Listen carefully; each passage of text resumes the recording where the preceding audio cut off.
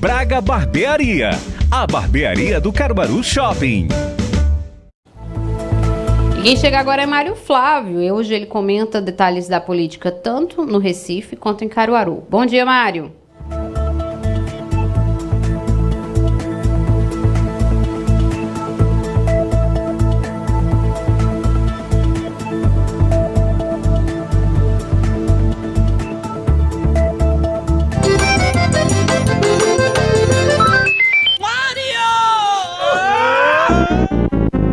Laís, bom dia para você, bom dia para o nosso ouvinte. De volta aqui, né, tomando esse cafezinho com vocês. Ausente alguns dias aí devido a essa famosa virose, né, que vem pegando todo mundo. Mas de volta agora, né, para comentar sobre os fatos, né, os assuntos políticos que aconteceram ontem. Caruaru meio parado, então vamos à capital pernambucana, porque por lá teve movimentação de olho na sucessão do prefeito João Campos. Primeiro começar falando do pessoal e da rede, né, que vivem aí uma indefinição sobre quem vai ser o candidato a prefeito ou a prefeita da cidade, ou se vai de repente apoiar alguém. Veja, o dilema existe, Laís, porque dois nomes se colocaram na disputa. Primeiro, o deputado federal Túlio Gadelha, né, que é da rede, ele lançou o nome dele como pré-candidato. E na sequência veio a deputada estadual Dani Portela, que é do PSOL. A federação PSOL-Rede não chegou ao consenso ontem sobre quem disputará a prefeitura do Recife e foi estabelecido como novo prazo dia 30 de abril. Dos dois pré-candidatos que eu falei aqui, apenas a deputada estadual Dani Portela se inscreveu, enquanto Túlio Gadelha não. Ele agora tem até o dia 25 para apresentar a documentação. Isso é o que determina o estatuto aí, né, da federação. O deputado entende que a decisão sobre a candidatura fica a cargo da executiva nacional, ou seja, ele não quer aqui no local porque acha que provavelmente vai perder, né? O pessoal deve ter a maioria. Na rede, contudo, também há divergências, tanto que Alice Gabino fez inscrição para a vaga de vice. Diante do impasse, foi criado o grupo de trabalho eleitoral para articular o entendimento interno. A ideia é que o debate seja exaurido até que possa chegar a um convencimento e a decisão seja apresentada de forma conjunta. Evidentemente, se não chegar a esse consenso, né, o colegiado vota e exerce a proporcionalidade, relata a presidente da federação, Luísa Carolina. O problema é que justamente por isso que o Gadelha não, ele acabou se inscrevendo, porque se ele se inscrever, aí Dani Portela vai ganhar. A pré-candidata Dani admitiu que a decisão poderia ser tomada ontem, já que ela teria a maioria dos votos. No entanto, concordou em prorrogar o prazo do debate, que foi pedido aí pelos integrantes da própria rede a pedido de Túlio Gadelha. O pessoal não vê problemas em ampliar o tempo do debate, mas o que não pode é mudar a regra do jogo, disse a deputada, já que Túlio Gadelha tenta, aí, junto a Marina Silva, né, forçar essa decisão e também juntar o Guilherme Boulos, o pessoal do PSOL, né, que tem mais voz dentro aí da federação, para que optem por ele. Mas a principal divergência dos dois é a seguinte: no plano estadual, né, Dani Portela é líder da oposição ao governo de Raquel. Já no plano estadual, Túlio Gadelha é aliado de Raquel, inclusive ele esperava contar, né, com a própria governadora como aliada, né, como apoiadora nesse processo, mas Raquel já lançou como pré-candidato, né, o secretário de Turismo e secretário Daniel Coelho, né, que vai disputar a eleição aí para prefeito do Recife contra João Campos. E Dani Portela disse que a candidatura dela seria uma alternativa mais à esquerda de João, mesmo com PSOL, rede, todo mundo no balaio aí, junto com o PSB, no plano nacional, né, apoiando o governo Lula, mas aí eles, né, aqui em Pernambuco estão nessa divergência sobre quem vai apoiar quem nessa história. Aqui em Caruaru, lembrando que Rede PSOL tem como pré-candidato aí a Michele Santos, que, né, pode de repente até se fazer uma conjuntura com Armandinho. A gente vai aguardar que isso aconteça.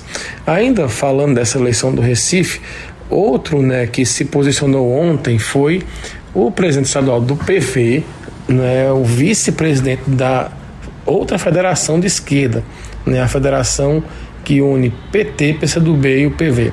O deputado federal Clodoaldo Magalhães, que é vice-líder da Federação Brasil da Esperança na Câmara Federal, foi o nome dessa federação que foi criada aí, inclusive, para apoiar a chapa da vitória, a chapa de Lula, né? Ele defendeu que a indicação de um nome para compor a chapa do prefeito João Campos seja da federação, tá? Segundo ele, a federação desempenha um papel crucial na formação de uma aliança estratégica com o governo do presidente Lula e o candidato a vice-prefeito ideal deve emergir neste bloco. Aí lembrando que o PT já pleiteia, mas de acordo com o Clodoaldo Magalhães, o nome não necessariamente precisaria ser do PT, poderia também ser do PV ou até mesmo do PCdoB, desde que fosse aí da federação. Claro que essa decisão vai ser de João Campos. Ele fez algumas movimentações estratégicas, né, filiou alguns secretários a vários partidos. Tem secretário do MDB, tem secretário do União Brasil, tem secretário de outras legendas, e de repente pode ser até, né, um nome mais em consenso aí que possa, né, fazer parte dessa federação. Aqui em Caruaru, Laís, ontem, né, tomaram posse os 2 novos secretários executivos, né, o secretário de Desenvolvimento Econômico, o Jaime Anselmo, que é uma liderança jovem aí do movimento imobiliário e também do empresariado aqui de Caruaru. Ele assumiu essa função. Jaime, que é amigo pessoal do prefeito Rodrigo, né, ele, desde que Rodrigo era vice-prefeito e foi cotado várias vezes, né, como integrante do governo, mas nunca tinha assumido, e agora ele entra aí no governo para valer. E Vital Florencio, né, que era o secretário de Desenvolvimento Econômico, nesse caso executivo, ele foi nomeado aí para ser o secretário executivo de Serviços Públicos. É um giro 360 muito grande. A pasta de turismo, desenvolvimento econômico, ela é uma pasta muito mais positiva, né, com assuntos que sejam muito mais voltados aí para trazer recursos, né, aquela chamada pauta boa. Já serviços públicos não. Serviços públicos é uma pauta muito mais pesada, porque é a zeladoria da cidade, envolve aí as feiras, envolve também, né, o dia a dia de cada cidadão. Então é uma pasta muito mais pesada e o Vital vai para esse desafio. A gente deseja toda sorte, não só para o Vital, mas também para o Jaime, mas sem dúvida, né, são profissionais que são qualificados e com certeza terão espaço aí dentro do governo para mostrarem serviço. Ainda falando da política, mas agora da política nacional, olha, uma votação ontem, Laís, deve mexer muito, né, com a questão da criminalidade do Brasil. É porque o plenário do Senado aprovou a PEC sobre drogas, na chamada PEC 45/2023. Foram 53 votos a favor e 9 contrários na votação em primeiro turno. Em seguida, houve acordo para a votação em segundo turno, sem a discussão, em mais 3 sessões deliberativas. O placar em segundo turno ficou 52-9. A proposta de emenda à Constituição segue para a Câmara dos Deputados. O que é que ela diz? O texto aprovado insere no artigo 5º da Constituição Federal a determinação de que é crime a posse ou porte de qualquer quantidade de droga ou entorpecente, sem autorização ou desacordo com determinação legal ao regulamentar. A PEC é de autoria do senador Rodrigo Pacheco, do PSD de Minas Gerais, inclusive ele é presidente do Senado. A proposta de emenda à Constituição prevê a criminalização do porte e posse de substância ilícita entorpecente, que são aquelas ditas pela administração pública como tais, e faz a ressalva da impossibilidade da privação da liberdade do porte para uso, ou seja, o usuário não será jamais penalizado com encarceramento. Não há essa hipótese. O usuário não pode ser criminalizado por ser dependente químico. A criminalização está no porte de uma substância tida como ilícita, que é absolutamente nociva por uso da própria existência, afirmou Pacheco.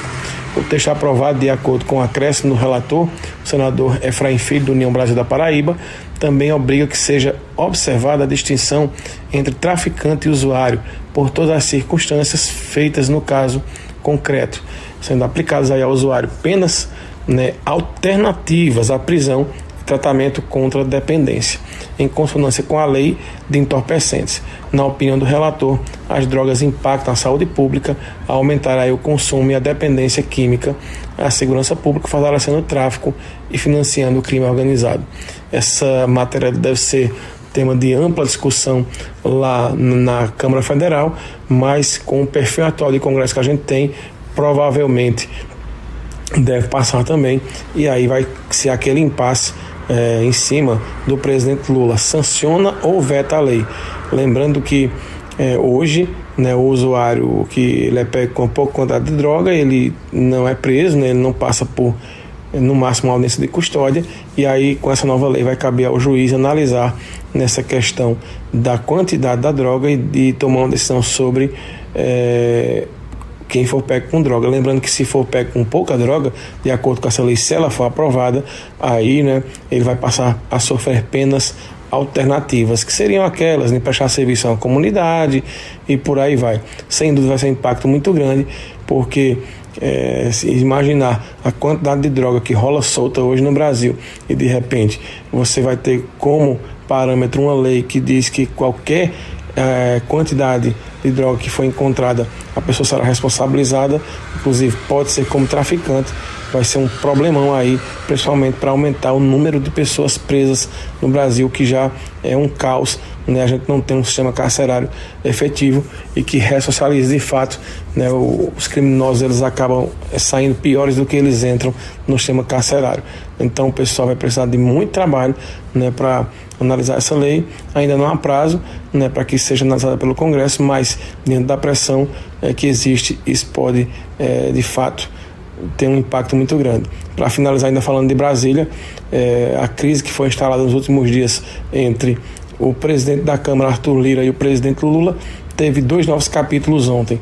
Primeiro, né, um parente de Arthur Lira, do INCRA, que era nomeado no INCRA de Alagoas, foi demitido pelo governo, e aí, para evitar, né, novos problemas, o governo disse que o Arthur ia poder indicar outra pessoa, mas o Arthur Lira já decidiu que vai abrir 4 CPIs aí, né, para investigar o governo, ou seja, mostrando que dificilmente o Lula terá uma trégua, né, nesses 2 próximos anos aí que o Arthur fica à frente da Câmara dos Deputados.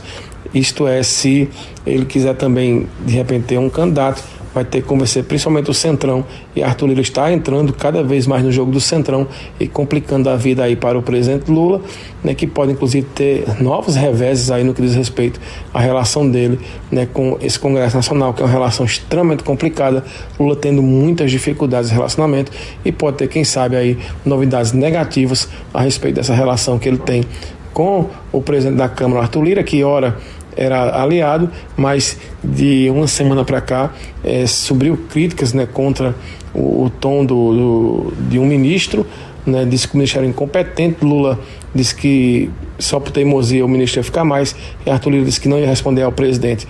Então esse impasse vai ficando por aí, e o presidente da República vai ter que se virar nos 30 para administrar essa nova crise com o Congresso. Laís, daqui a pouco a gente fala mais sobre política aqui dentro do Manhã Cidade com Renata, e às 11 horas, dentro do Quarto Cidade Entrevista, hoje é a vez de receber aqui o presidente do PDT aqui em Caruaru, o ex-vereador Marco Cazé. Eu volto com você. O Cafezinho